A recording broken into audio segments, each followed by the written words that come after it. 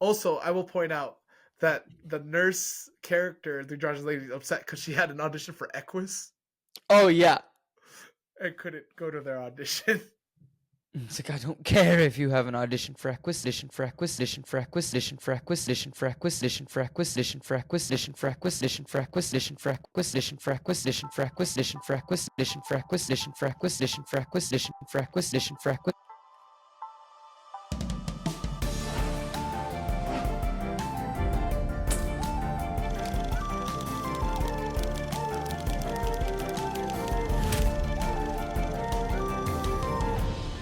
What's up, everyone? Welcome to Flip the Scripts, an adaptation podcast. I'm your host, Stephen Nieman, And I'm the other host, Ankit Madhira. and we're hopping right back into the Reptile Room Part 2, which is a really fun show. We've been enjoying it, starring Neil Patrick Harris. No, it stars somebody else.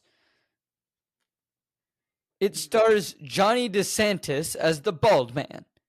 Oh, Johnny DeSantis is the bald man, yes. But also, Neil Patrick Harris is one of the main producers on the show. It also is written and by Lemony Snicket. And a lot of maybe not this episode. Ankit will tell me when he talks about the fun facts. So, welcome back to our adaptation podcast. So, last week we did Reptile Room Part 1. We're doing the Netflix show, which is done by Netflix. So, we actually don't know how much they paid for the show. It's one of the biggest issues we have because we want to know. But they don't want to tell us. They don't want to tell us. They'll tell us now because it's a huge thing about streamings, like proving how much they've spent and how much they're making. But back then it wasn't important to Netflix because they were the only streaming service, I think, when they... Well, no, they weren't the only one, but they were the main one. Yeah. They were winning the streaming wars. My favorite is now that you have all these bundles, right? And everyone just going, so cable. We just have cable. Basically. We went back to cable. We went back to cable. And we lost PBS. Doesn't Disney own it? I don't know, but PBS was my childhood. PBS, yeah. So we're really excited to hop back into this. So Ankit, fun fact time. Take it away. Yeah, fun fact time. Cool. So this episode is directed by Mark Polanski, and the writing credits, it is based on the book series by Daniel Handler. The teleplay is by Emily Fox, which is the first time that it's not by Daniel Handler, and the story editor is Joe Trax. So maybe that's why I didn't like this episode as much. Oh, interesting. On IMDb, it has an 8.1 out of 10 with 2.1 thousand reviews. 8.1? 8.1. Ah, last episode was 8.5, right? No, I think it was also an 8.1. So this whole episode, part 1, part 2, 8.1. Yeah, they're both 8.1s. All right. Cool. So my question for you today, because they're all in this episode, and I think they're all really fun. If you could be an Olaf henchman, which Olaf Hook hand would you be? But you can't be the hook guy. No. Why? Because I knew that was going to be the answer. Ah, you bastard.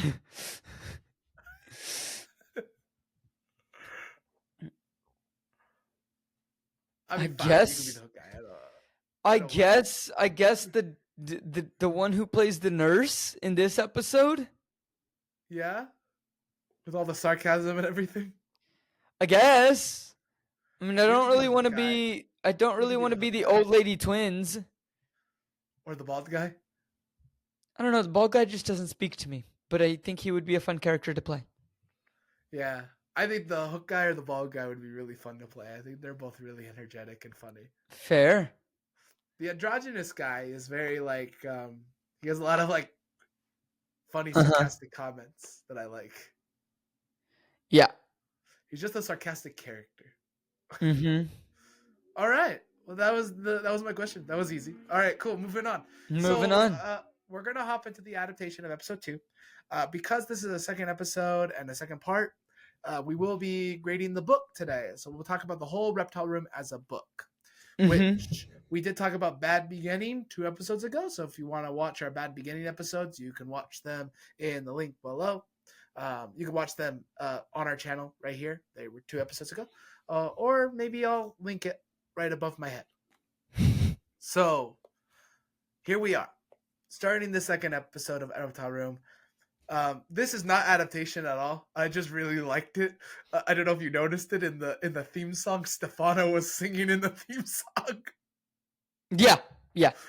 So Olaf plays a character named Stephano. For those who didn't watch the last episode but are just watching this episode because they found us, thank you. Welcome. Hi. So Stephano is Olaf in disguise, and it always is Neil Patrick Harris singing the theme song. Like, that is the point of it, and it is Neil Patrick Harris as Olaf singing the theme song. But in this, I like that this one it was Stephano. It was Stephano, which is his alter ego or his character he's been playing. So as he is an actor. He is an actor. So, also, just something from the last episode we forgot to mention, I thought it was hilarious. When Stephano holds out his resume, on the front side is Stephano's complete resume with a bunch of pictures and everything. And then on the back is Olaf's resume as an actor. I missed that. That's fantastic. I thought it was hilarious, and I forgot to say in the last episode. It was just really funny. So we start this episode on a sadder point, not a funny point, even though this could be funny to some people if you're dark. The kids wake up to find Uncle Monty dead. Killed by his own snake. Dun, dun, dun. So he has 2 snake bites in his face and like an eye that's turned blue, so he's gone blind and a bunch of veins popping. In my memory of the book, I thought he had the snake bites on his neck. It was a bit weird having the snake bite up here on his cheek. Mm-hmm. I thought they were on his neck. So maybe I'm wrong. Maybe I read the book wrong. I'm pretty sure it was on his neck. Yeah, minor thing, but I could still complain about it. So, but also more logical that a snake would bite you on the neck than on your cheek. Yes. So then Olaf as Stephano shows up and says, "Come on, we're leaving. We're going to Peru." And does happen in the book, but it makes a lot more sense because they already planned to go to Peru, and Stephano's ticket was ripped up, so now there's only 4 tickets, so they all can go. Mm-hmm. There is a joke said in the book that Sunny's going to hide away in a suitcase so they can hide her, but they actually do have a ticket for Sunny. But I guess the writers of this episode took that seriously, because guess who's in a suitcase? Sunny! So, again, I don't know why they want to repeat themselves, but apparently the writers of this episode really wanted to copy part 2 of The Bad Beginning. But the children... It's just Klaus and Violet who wake up to find Uncle Monty dead. Sunny is left alone, so she can be kidnapped by Olaf again. Then the kids really got to stop leaving their baby sister. Also, why? Sunny's in a suitcase and traps her, and I'm like, what? So then they all hop in a car, and the reason they get in the car is not because Sunny's kidnapped. It's because Olaf has a knife. Yeah. Like knife? Get in car. That worked enough in the book. I don't know why Sunny being kidnapped was needed just to get them into the car again. Sunny should just be kidnapped. That seems like a healthy life choice. So I'm going to explain what happens in the book here, and I'll let Ankit explain what happens in the TV show after. Uh-oh. It's slightly different. So Olaf, Stephano, they all get into the Jeep, and they're driving, and they get out of the property and turning onto the main street. And they hit another car. That is the car accident that happens in the book. But in the TV show... they... Let's see if Ankit remembers. Oh, dude, I watched it last night. I better. But also, it's been a week. So, in the TV show, they are driving. The kids yell, "Look out!" And Stephano dodges and swerves and goes and drives into one of the shrubberies. The snake hedge, yeah. This snake? No, it's not a hedge. What is it called? Oh, it was in The Shining. We talked about it. We gave the definition literally in that episode. Yeah. Episode link is here. Steven's gonna hate me for this. You. No. I hate you so much right now. For context, ladies and gentlemen, Stephen usually uploads our episodes, and I'm just giving him more work. I don't have time. I'm a school teacher. By the time I get it uploaded, I'll be like literally in the middle of class being like, oh, stop talking to me. Get your work done.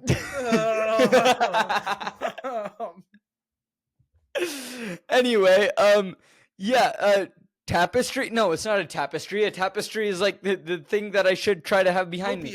Topiary. Thank you. Thank you.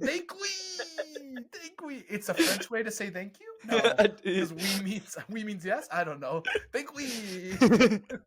Thanks, Stephano. Stephano hit tree. Stephano hit the topiary, and the snake topiary comes down. We get a beautiful shot of Stephano going, ah! And the car is broken. So this is it's a slight difference. I mean the film version, TV version is funny. Yes. But the book version to me is funnier because Poe's car turns into like an accordion.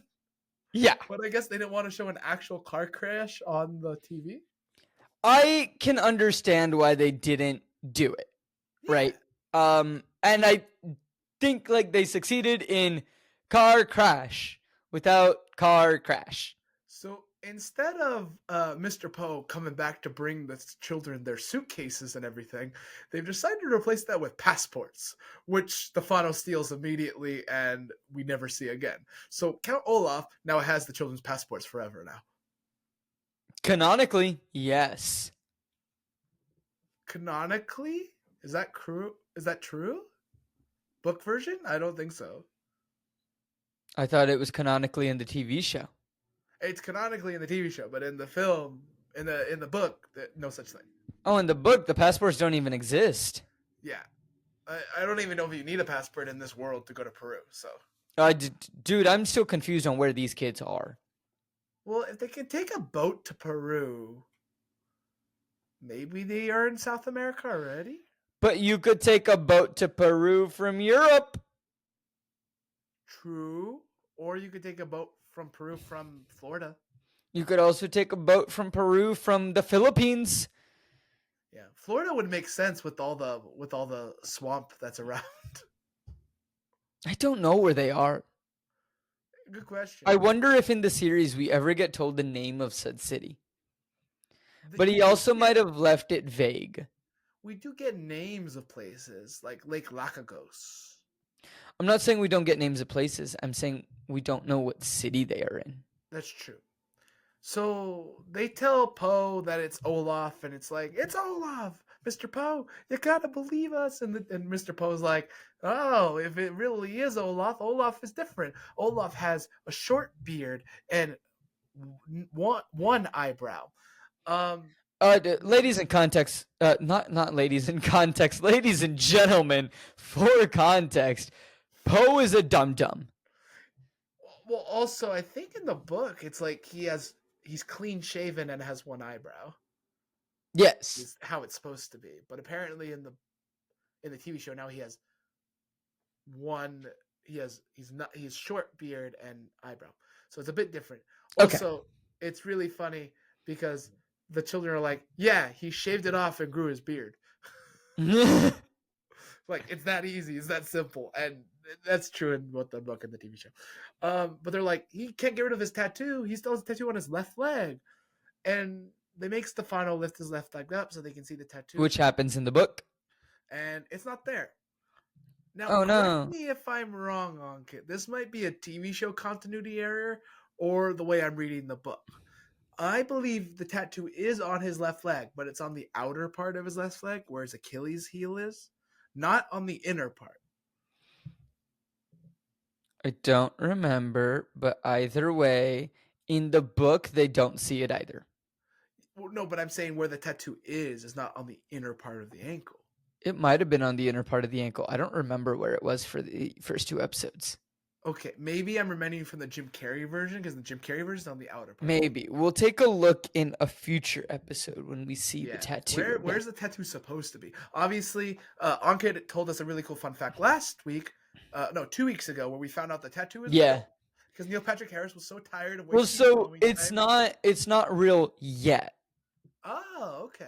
It's real starting in season 2. Got it. Because they would have to reapply it every single time for season 1. So before they started doing it for season 2, he just got a tattoo. So there's no tattoo, just like in the book. And I thought this was a great one-liner from Sonny because they're like, how do you get rid of that tattoo? And Sonny's one-liner is, yeah, it's such a painful procedure. I was like, you're a baby. How do you know this? Why do you know this? I thought it was hilarious. I see some of the Sonny one-liners are just like beautifully done. They are perfect and should never be changed. So then they're like, okay, let's call for a doctor to come here to check Monty's body. And obviously, Olaf calls one of his henchmen. We don't see this in the book, but we know that that's who he calls in the book. Mm-hmm. The henchman shows up. But it's more of a surprise in the book because we don't know it's a henchman till like towards the end. I mean, we have inkling, but yeah, we don't know. Yeah, we don't know. But so a person shows up, and it's not the Hookman. It's not the one who's supposed to show up. Which instantly made me upset because obviously I agree with Ankit. He's fantastic. He's great. But it's a not saying that the other actors aren't good. No. I just think that the Hookman has the best so far, like in the book, is written the best. Yeah. So it's the coroner, not a doctor, which it makes sense. It is a coroner, but it's not a doctor anymore. It's a nurse. So it's the androgynous lady, and she calls herself Nurse Lucafront, which is supposed to be Dr. Lucafront, and it's supposed to be the Hookman with wooden hands over his hook, so he has hands. Yeah. Which I think is hilarious and hysterical. And then they have a funny argument of who's going to go in to examine the body. And the nurse, which is reminiscent of another argument they have in the book. This is actually a really good argument, though, because they're like, we're not going to go in with Olaf, but it's about who's going to ride with the body into town and all this stuff. And that argument does happen in the book, but they've changed it to who's going to go examine the body. I get the change because you're trying to make the episode a little more streamlined, but it's fine. The change is fine. I'm not. The change is okay. Even the nurse is like, I don't want to go examine the body, and I think that's hilarious. I loved that the nurse was like, I don't want to do my job. Yeah. And so Stephano and the nurse go in to examine the body because that's what was decided, while Poe and the kids stay outside. Mm-hmm. And all of a sudden they hear a scream, and they all run in. The nurse screams because she saw a reptile in the room, which it is the Reptile Room. Also, I will point out that the nurse character, the androgynous lady, is upset because she had an audition for Equus. Oh, yeah. And couldn't go to their audition. So, yeah, he has an audition for Equus, which is hilarious. Nah, screw Equus. Get here now. Yeah, get here now, basically. So, but they hear screaming, and they run in because the nurse is scared, and they're like, the nurse is like, I know how they died. And Stephano says, from the incredible deadly viper, which is the dumbest change in this whole episode. Because Stephano knows the incredible deadly viper is not dangerous. But he doesn't know that right away, does he? Yeah, he does. Oh, he does. Okay.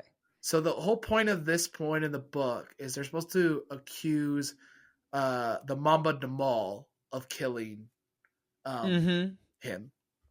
And then they all leave to the kitchen, and the parents are the adults are like, we're gonna figure something out. Kids leave, and Violet's like, okay. Klaus tries to argue. Violet takes them all into the reptile room, and she goes, Klaus, read everything you can on the Mama Demal. We need to prove this is what we need to prove. We need to prove that A, Stephano is Olaf, and B, Stephano killed Monty.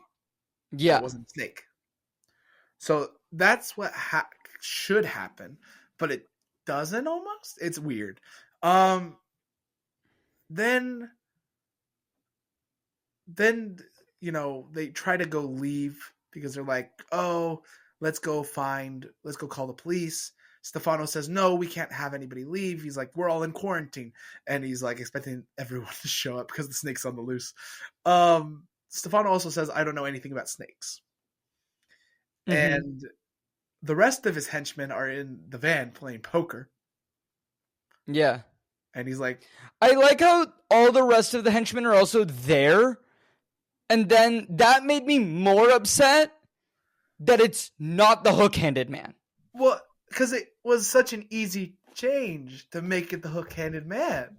And like, I get wanting to give other actors more to do, right? Because hook-handed man had a lot in the first episode, in the first 2 episodes. But right? He is like the right-hand man of Olaf, so and usually... That's the thing, right? But like, so I get in the sense of like, hey, like, you know, you're going to be here, you're going to be in most episodes.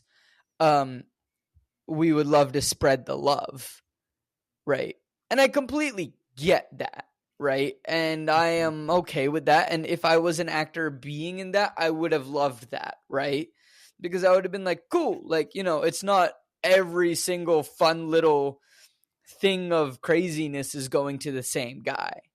Well, yeah, but I also think like there are later books where the other henchmen do stuff as well. So exactly, like I didn't mind that the twins were there at the movie theater. I was like, oh, cool, like, cool. They're here, they're hanging out. Like, you know, he gets them to the movie theater. Yeah, I don't know. It just made me more upset when it wasn't even like they weren't in the episode. Yeah, they just decided to change it. Yeah. Like if they just weren't in the episode, I would have been like, okay, fine. Like he called a different henchman in the TV show than he did. Fine, I can get over that. But like, they're all there. Yeah, so then all of a sudden, very fun thing that happens is we end, they put everyone in quarantine. The adults are going to all talk, but it's a lot of adults this time. So they're all in the reptile room now instead of being in the kitchen. So we never see the kitchen, mind you. So the kitchen set was never built. Money, maybe? Mm-hmm. So the kids end up going upstairs to the bedroom and they're like, we have a plan. This is what our plan is. And you don't hear the plan, but they know what they have to do. They have to prove that Olaf is Stephano and Stephano killed Monty. So in the middle of the adults arguing and, you know, stealing peaches and all this other stuff and trying to find the incredible deadly viper that they say is on the loose, Stephano comes upstairs and tries to kill the children here or take them away here. And Klaus is hanging out a window. Okay, I don't understand the full change, but all right. My question, how did he not notice Klaus hanging out a window? He didn't look down. Also, Violet and Sunny are behind a door. Yeah, no, I did laugh at that one because that one he 100% should have seen, but just didn't because of the way that he walked, and I just was like, lol. So Klaus drops down, he sneaks into the reptile room to find Uncle Monty's notebook. That's new as well. Uncle Monty's notebook, and opens it up to try to find things to prove the incredible deadly vipers is not deadly at all. Yeah, pretty much what they did, and I don't mind it being Uncle Monty's notebook because it gives a little more of like, no, Uncle Monty was incredibly smart, because it was like earlier what he found was just in books. Yeah. That Uncle Monty owned.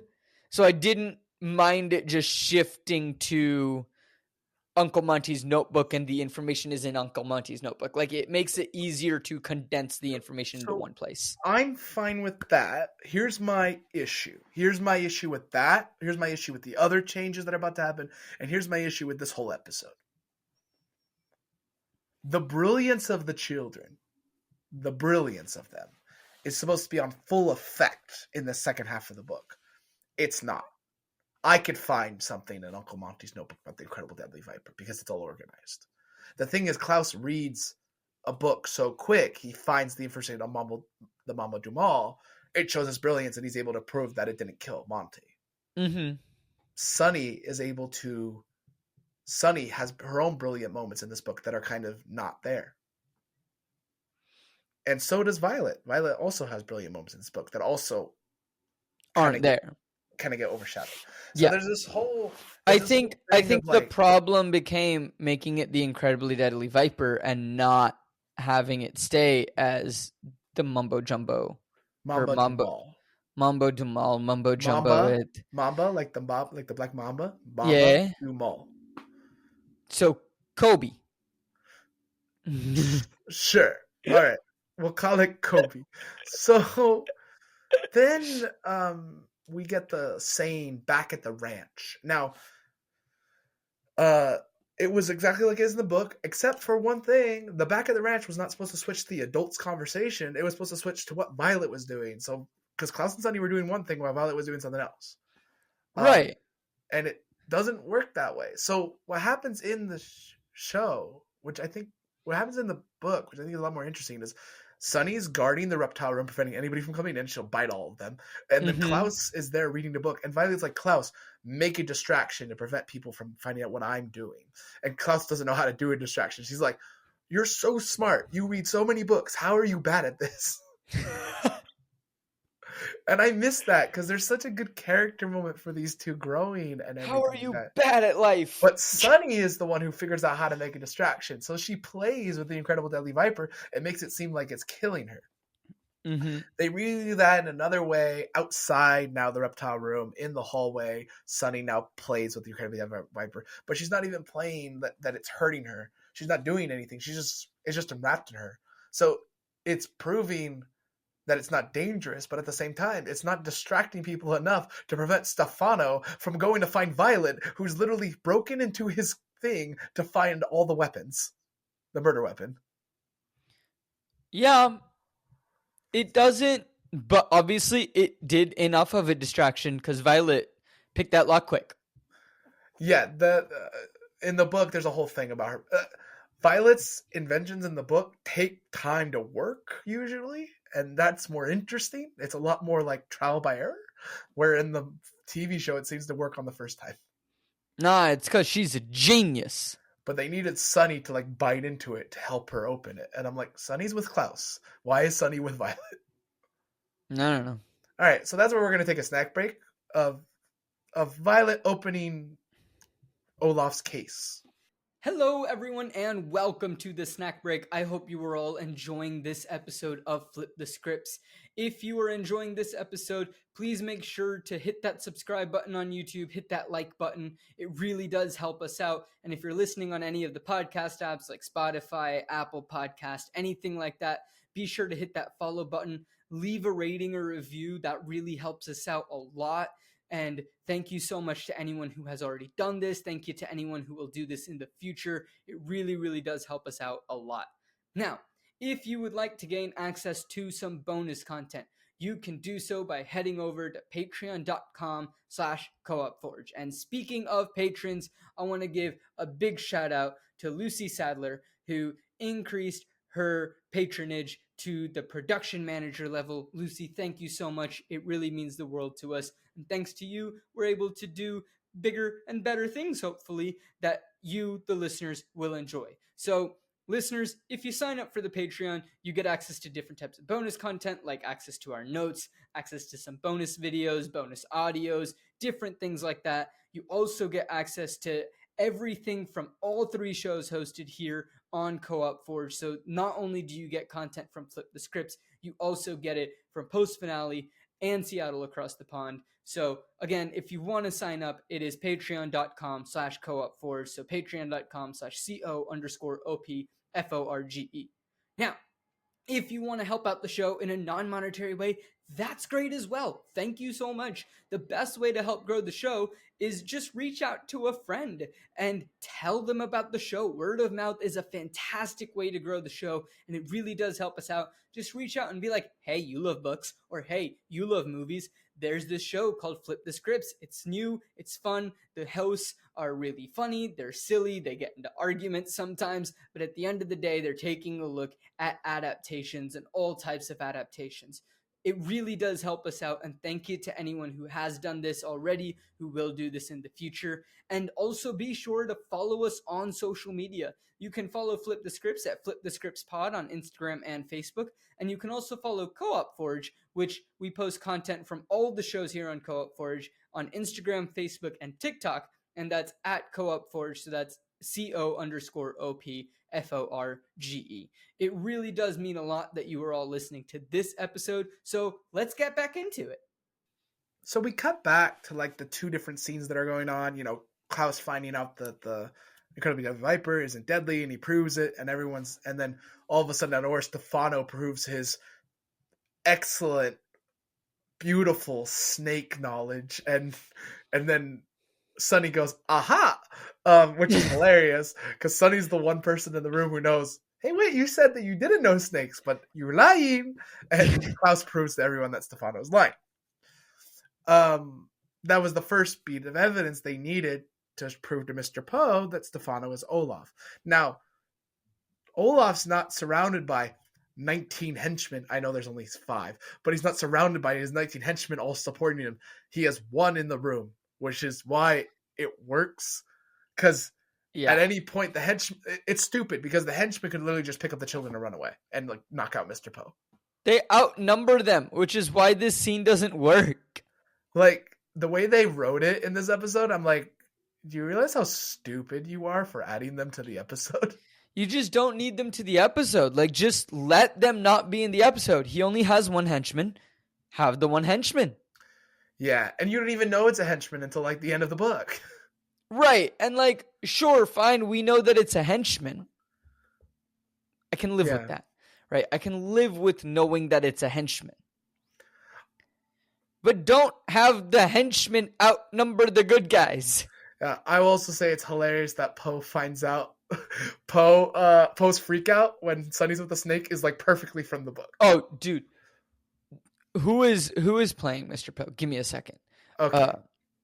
But Poe is doing a great job. K. Todd Freeman as not author Poe, as Mr. Poe is doing such a good job. Yes. He is fantastic as Mr. Poe. Then, thanks to the proof of Klaus and Violet showing the murder weapon of how her uncle died, Uncle Monty, we find out it's Olaf. Now, in the book, it's in the suitcase. There's supposed to be makeup and a mirror to cover the tattoo. There is no such thing. Poe himself has the idea to wipe his skin to try to make the tattoo appear. Mm-hmm. Which I was very weirded out by. I'm like, I understand you're trying to give Poe a smart moment, but Poe does not that smart. I didn't mind this change that much. Here to me is the worst change, and I think this is why like the book works on like so many more levels at this moment, because you have Violet who finds out all the evidence of how the murder happened, and I mean they change it to a venom machine, which is like, okay, it's a syringe in the it's just a syringe in the book, but I was alright with it. Whatever, I get it. So Violet finds all that out. Klaus finds out about the Mamba du Mal, which is the poison that was used against their uncle, and how it couldn't have been the Mamba du Mal. And Sonny is actually the more brilliant one who solves 2 issues in the book, and that those 2 issues are kind of glossed over. Number 1, the Incredible Deadly Viper she uses as a distraction, so Violet can get the evidence, which is amazing. And number 2, she bites the hand of the wooden hands of the hook man he's using to pretend he has hands to reveal the hooks, therefore revealing him as the henchman, because Sonny figures it out. And I thought it would have, when I was reading it, because I read it again, of course, between the episode 2 and episode 3 of the show, I was really excited to see that, because obviously we know from episode 2, The Bad Beginning Part 2, that Sonny and the Hookman have like a little friendship going on, and I thought it would have been hilarious to see Sonny like rip through his hand and reveal the hooks, and him be upset at Sonny, but being also like, oh, but it's my friend the baby. Yeah, no, I think it would have been absolutely hilarious if Sonny did that. I get why she didn't do that, right? In the writing of the episode, fine. But it would have been fantastic if, like, I can imagine the interaction of, like, Why would you do that? I am so proud of you. Right? Like there was a good chance for comedy. There was a good chance for like it's the book. It made so much more sense. It just is. And also it gives Sonny another brilliant thing to do. Because I think what's missing for me is like, why are we lessening the brilliance of the kids? We're like the show is about them. Like Olaf and all these great actors they have playing, they're amazing. They're doing their job really well.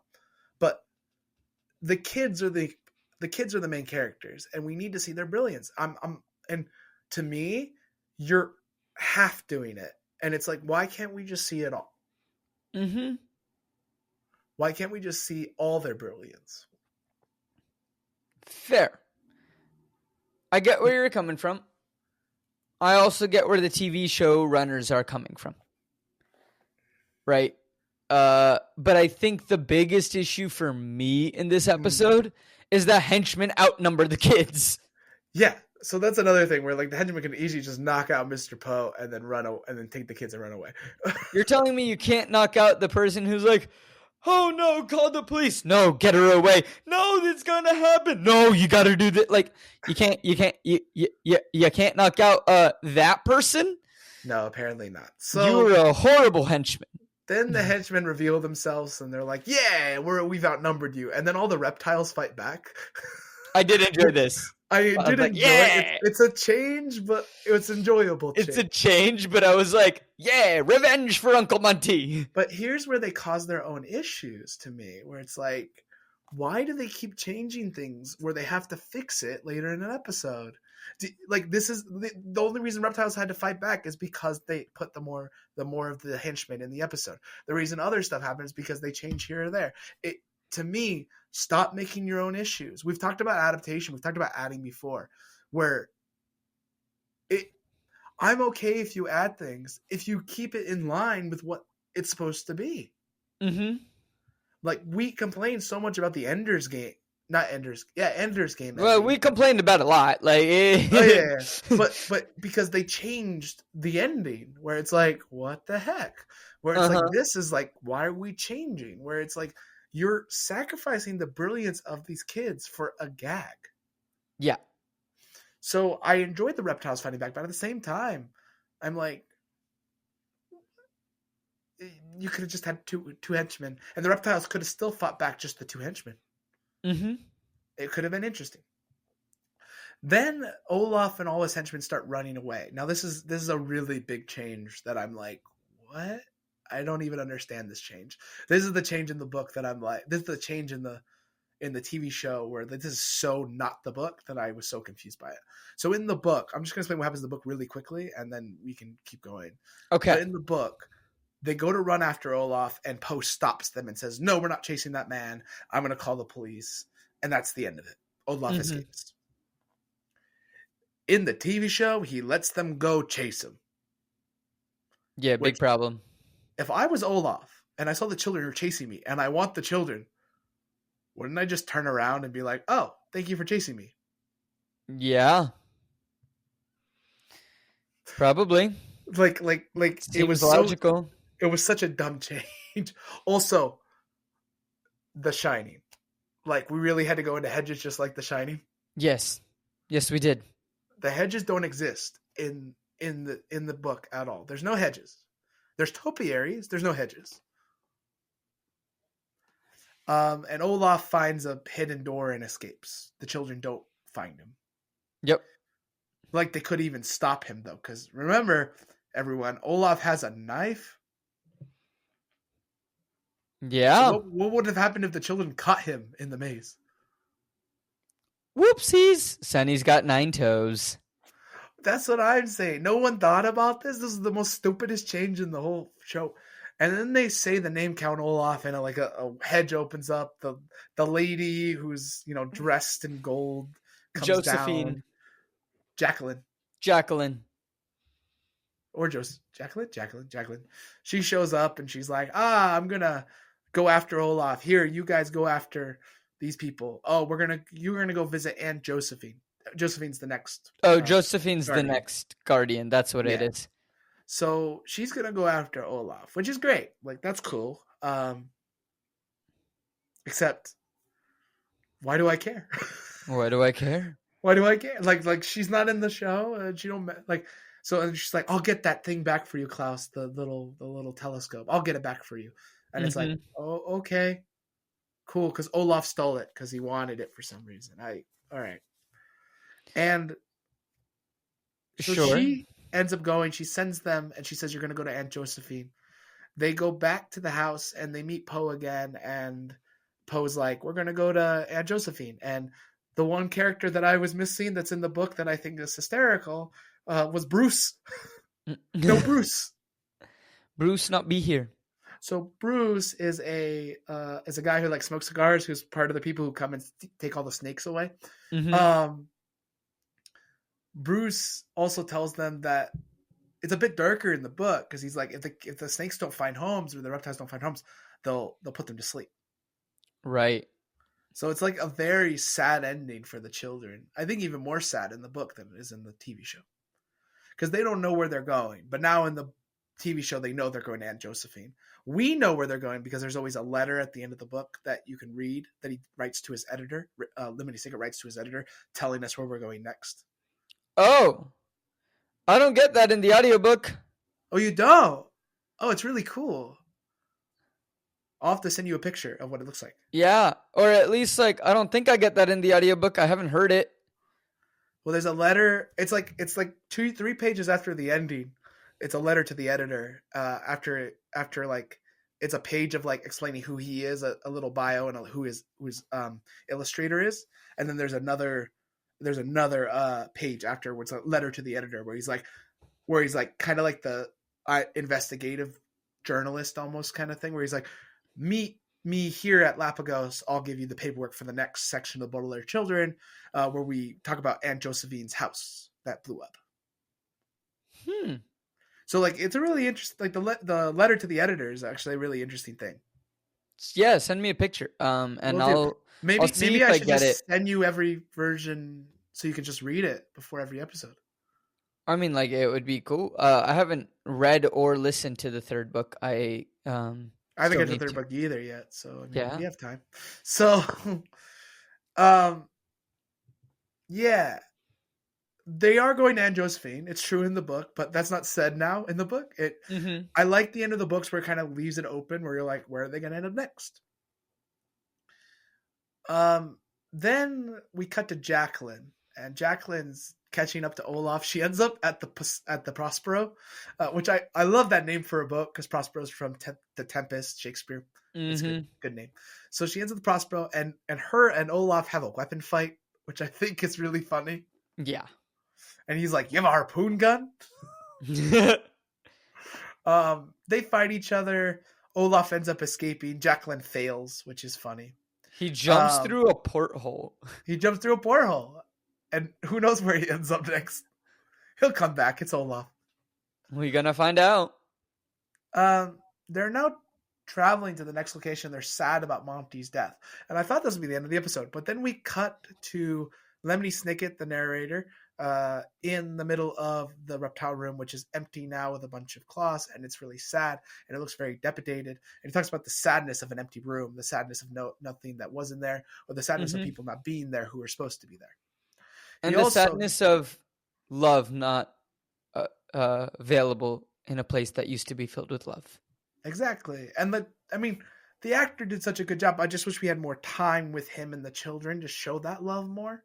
Because I think even in the Jim Carrey version, Uncle Monty's love with the children was very apparent in that little section of the movie. Because they combined the first 3 books into one movie in that version. So fair. I'm like, you have 2 episodes. You can take time to show stuff like that. Yeah, and you showed with episode 1 that like you weren't, and episode 2, you weren't afraid to have a 60-minute episode.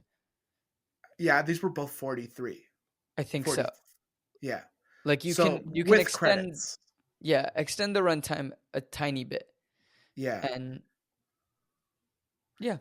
So then we cut to a phone call, and then we cut back to Peru with those parents that we've been talking about, and they say Montgomery. So they've been calling Monty, and everyone in the bar. They're in a bar, by the way. Everyone in the bar turns around and like wants to kill them, and all of a sudden there's a llama.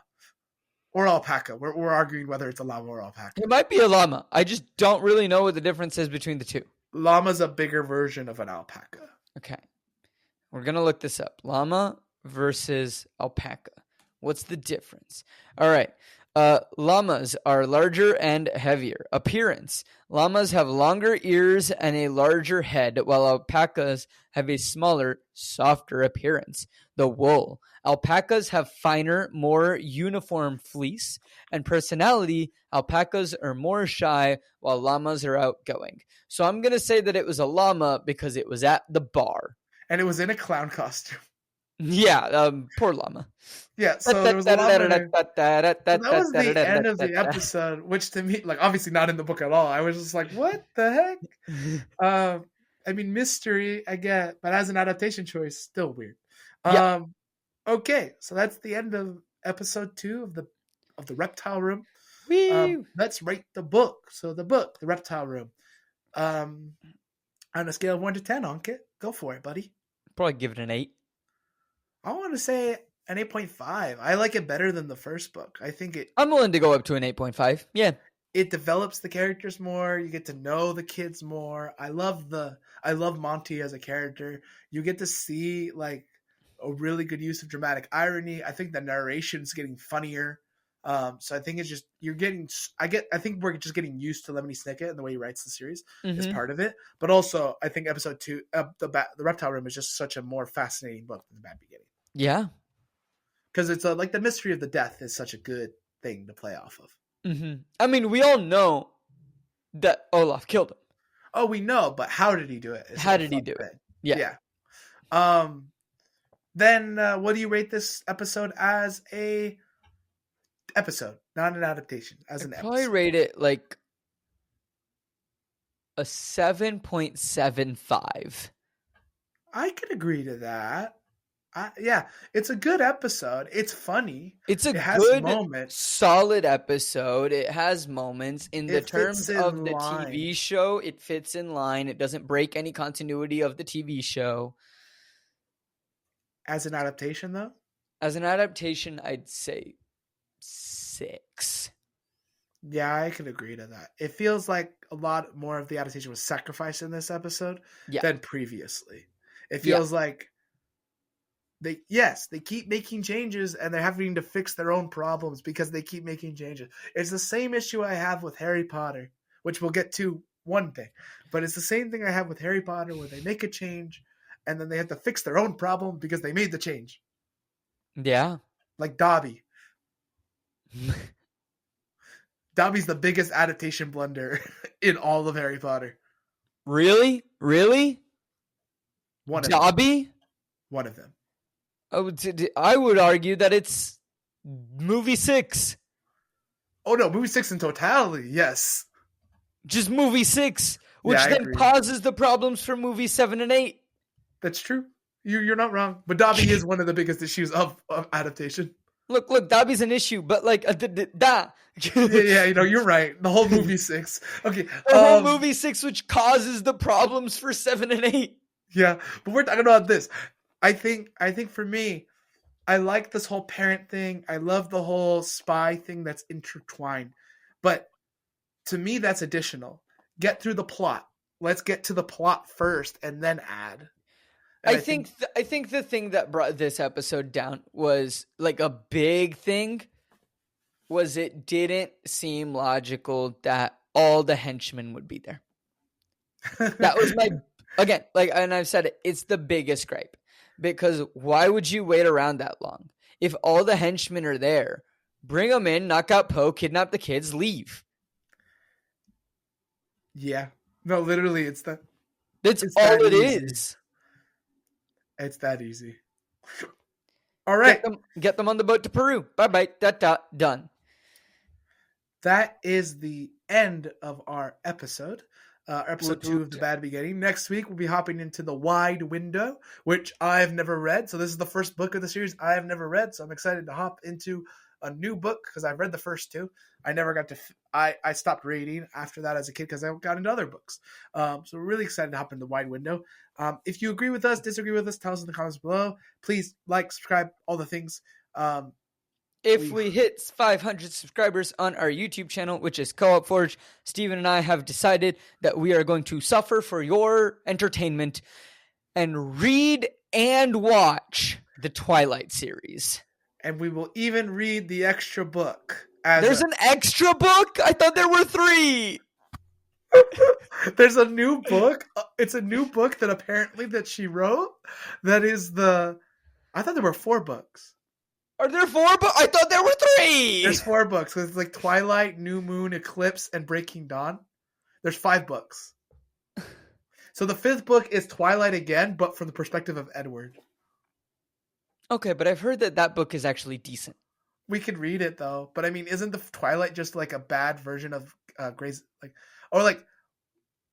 somehow 50 Shades of Grey is connected to Twilight? Look, I don't know, but if we get to 500 subscribers on this YouTube channel, we will figure out some answers. We will do Twilight, all 5 books. Well, at least the ones that have movies made of it, and then the other one we'll see what we do with it. All 4 books and 5 movies, Ankit.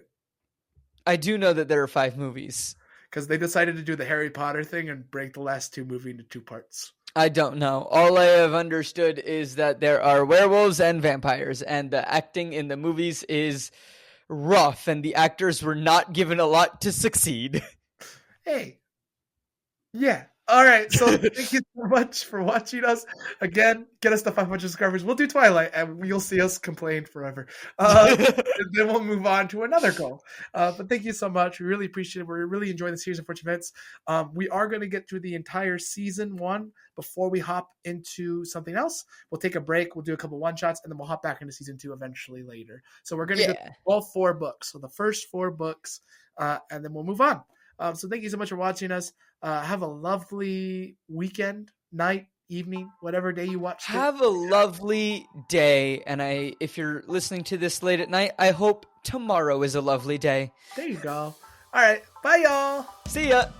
Hello, and thank you so much for listening to this episode of Flip the Scripts. Flip the Scripts is created, hosted, and produced by Ankit Madhira and Stephen Nieman. Our editor is Sebastien Hollich. The art is by Kshitija Madhira, and the music is by Sebastien Hollich. If you like the video, you can click to listen to the next part, or if it's not out yet, you can find one of our previous episodes.